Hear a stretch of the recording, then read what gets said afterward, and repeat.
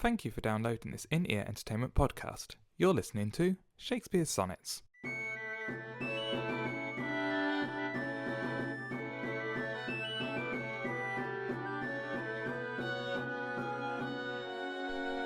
Sonnet 29. When in disgrace with fortune and men's eyes, I all alone beweep my outcast state, and trouble deaf heaven with my bootless cries, and look upon myself and curse my fate, wishing me like to one more rich in hope, featured like him with friends possessed, desiring this man's art and that man's scope, with what I most enjoy, contented least. Yet in these thoughts myself almost despising, haply I think on thee, and then my state, like to the lark at break of day arising, from sullen earth sings hymns at heaven's gate. For thy sweet love remembered such wealth brings, that then I scorn to change my state with kings. That was Sonnet 29, and I'm very proud of myself. This is Shakespeare's Sonnets. You probably already know this by now, but we're going through all of the sonnets, me and this wonderful person who lives across the Severn Channel, whatever that bit of water's called that leads into Wales, and he's joining me, and his name is...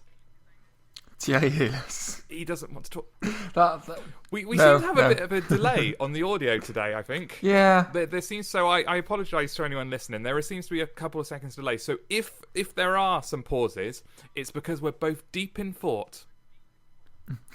Exactly. That's what we're doing. We definitely don't do no preparation at all for these. We do lots of preparation because we feel it's our obligation to come in prepared, I think. Yeah, I feel that's our duty. I definitely didn't just wake up half an hour ago. No, not at all. So what do you think about this sonnet, Thierry? What's your opinions on this sonnet to start with? I think we're very much continuing the theme that we had in some of the last sonnets, where he's basically pitying himself. But in this one, it feels more like he's actually... It's more satirical, it feels, just because it's so over the top. Yes, I agree. The other ones really got on my nerves because, not to go on the same rant again, he was claiming to be no good at something that he obviously was very good at. Whereas this one is very much just, my life is pants, but you are the one thing in my life that makes it better. I think that's kind of a summing up of this sonnet. See, that was one of the deep thought breaks there. I just threw it. But yeah, you just hit me with it. Yeah, the start of this sonnet is very much about how the writer, who we take to be Shakespeare, is an outcast. Fortune has not looked favourably on him, but the one thought that keeps him going is when he thinks of this other man who he likes, or more than likes. He likes, not likes. He likes this person, as the teenagers used to say in the 90s. I like you. It sounds a bit like Simpsons line. The first line in this, by the way, I'm just going to carry on talking. The first line in this, I almost read as when in disgrace with France, which puts a whole different spin on it. I thought it was quite nice. Because wow. I love the idea of Shakespeare going, all the French really hate me. They might do. I'm not sure what happened. I'm not sure what the relationship was between France and England at the time. Probably not that good. Strained, I imagine. Strained. If you had to sum up the history between the UK and France, or even all of the continent, it's generally strained. Because for some reason, there's a lot of people in this country who'd rather ally ourselves with people who are across the much bigger sea in America than the very narrow one into Europe, which always confuses me. I guess that's because you used to own that country. Yes, maybe that's it. We did. That must have been such a different world to live in when I'm claiming we. I've got no patronage to that. Well, the Empire. Yeah. When the Empire used to own those countries, it must have been such a different world. It really is quite a bizarre thing to think that this small... We are a relatively small little island used to used to own, in as much as you can own someone else's land, parts of the world, so that as they said, the sun never sets. Was that actually true? Is that actually true that at some point during the day it was always daylight in the Empire? Well, the Empire stretched from America to Australia, Yeah, so I guess with all the little islands. Because the UK still has, we still have some weird links to sort of really bizarre islands in the middle of nowhere that still recognise the Queen and stuff like that. There is the still lingering parts of the Empire that aren't really taught, at least not taught to us in school. I don't know if they were taught to you in school. Probably not. No. I remember there's a there's a song on YouTube where a guy basically explains everything about the Empire within 3 minutes. And it starts off with the whole, Canada and Australia, all the bits that you know, and he goes into little small islands where you go, I've never even heard of those islands, let alone as being part of the Empire. So and I don't think anyone cares. And it has led to us now to we have commonwealths and there's many different names for the different ways that different countries can recognise the relationship with the Queen and the Crown, and it's very, very interesting. And all of that conversation just spun out from me misreading the word fortune for France. So that's why you listen to this podcast. So that's why we are professionals. Exactly, and it makes this more interesting. What do you think? Let's go with you on this, Sonnet. What do you think? Because I see it as quite a straightforward sonnet. Maybe you see a bit more depth to it. I saw it as fairly straightforward. I read it as quite ironic, this one, just because there's a few lines that just are so extreme that I'm not really buying that he's actually pitying himself, like the trouble death heaven with my bootless cries, and what's another good one? That's in these nice stores phrase. Myself almost despising. Yes, I love the bootless cries. Because the two words have no relation to each other, but you very much get this definite image of a pauper on the street who can't even afford shoes, and I just love that. It's this very, very clever pairing of two words.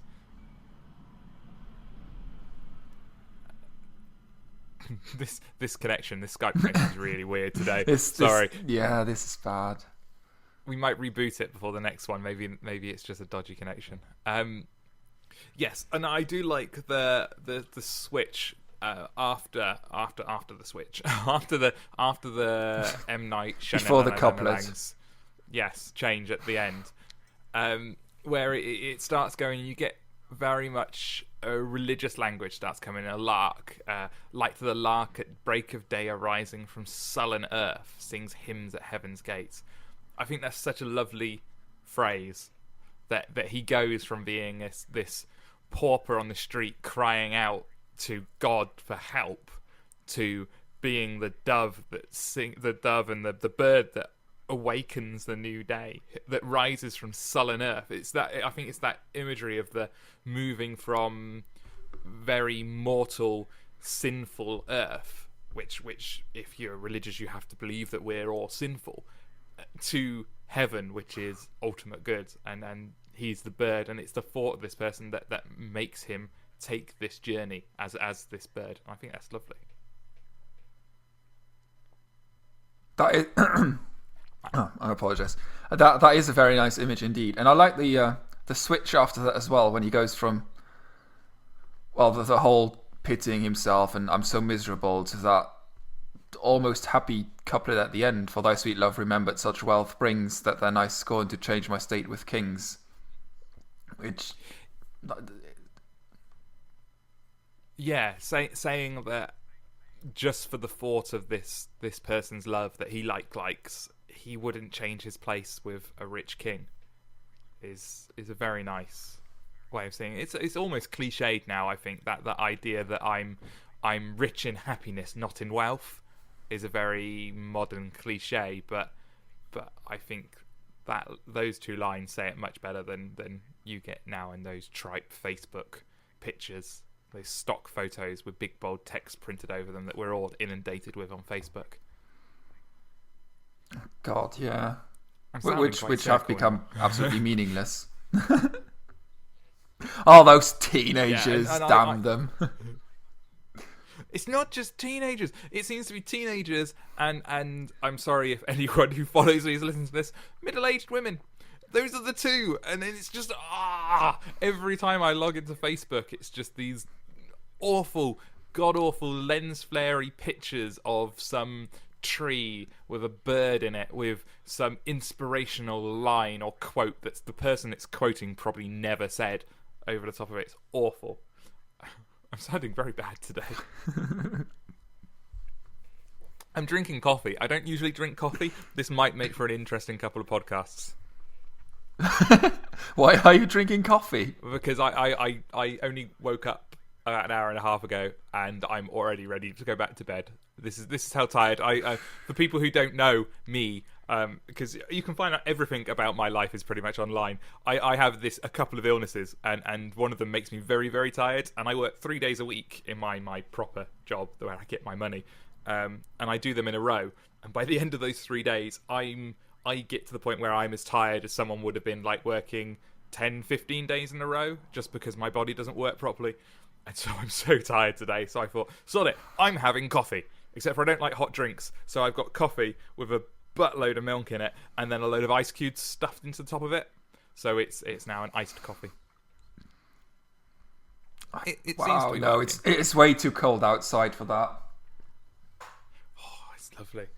Snow! Everyone's going snow mad. This doesn't actually have any relevance to the sonnet at all. I've given up all pretenses of this sonnet, but everyone is going snow mad at the moment. We need a snow sonnet so we can talk about snow. I hope there's one coming up in the next group so we can talk about the snow. I've still not had any snow. Anyway.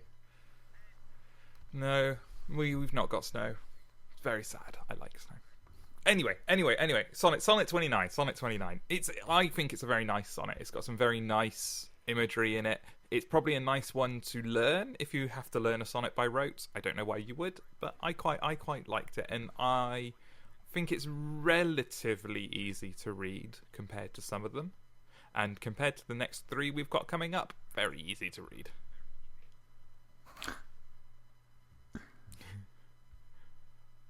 What do you think? We have quite a lot of deep pauses. Sorry, I missed that. I said we have quite a lot of deep thoughts in this one. Yes, it is. It is very deep. The imagery of it is very, very nice.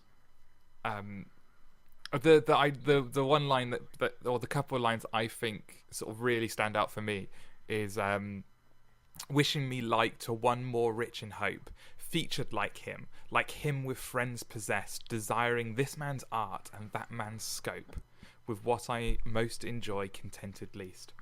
And I like it. I like it, I think, because of the repetition for like him, featured like him with friends possessed.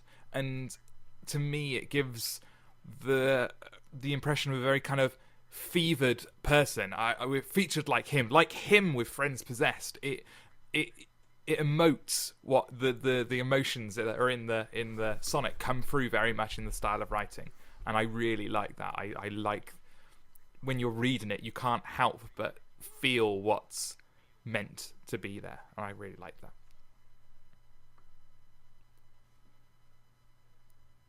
Yeah, I do get that feeling. I think the line with what I most enjoy content at least is quite an interesting one as well. Because it seems to subvert the idea a bit of the preceding lines. Yes. I guess is that line saying that in his poor life, the things that he enjoys the most, with what I most enjoy, contented least. But compared, I wonder if it is that comparison that what he most enjoys in his miserable life, ignoring the young lover at this point, what he most enjoys other than the young lover, because when he starts comparing himself to the rich and the people who have things, he realizes it's nothing. That the small things that bring him comfort in his life are actually nothing compared to other people. Is that what that line's saying? I guess so. It's quite a weird one. Does Wikipedia have anything on this one? I haven't read any of the Wikipedia on this one at all, I have to admit, because I feel that sometimes that's cheating. There's a whole section on religious nature. I am good. That just makes me feel better that I saw something that Wikipedia saw. That's good. Would you like to read us out on this one, and then I will reset I'll try the to. connection between us. You did such a great job of reading it at the beginning. I can only screw up now. Excellent. I won't cut any of your screw-ups this time. Sonnet 29.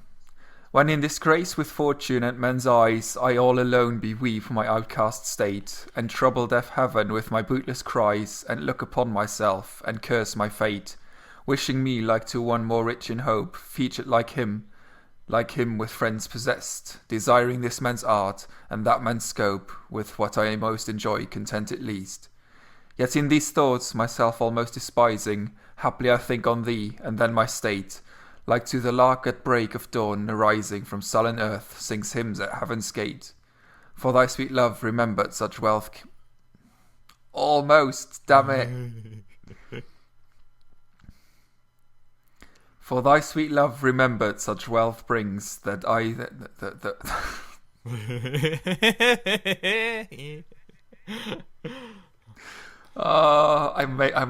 It's just two bloody lines. Do you want to tag me in so I do the last two lines? I'll give it one last go. For thy sweet love remembered such wealth brings that then I scorn to change my state with kings. Excellent. That was Sonnet 29. It's a good sonnet. It's nice to read. Maybe not as easy as I claimed it was. It's a nice setup for Thierry. You've been listening to Shakespeare Sonnets. That was Sonnet 29. I've been Mark Chatterley. I've been Thierry Heles. On quite a long sound delay. And we will speak to you again next time. Speak to you later. Bye-bye. Goodbye.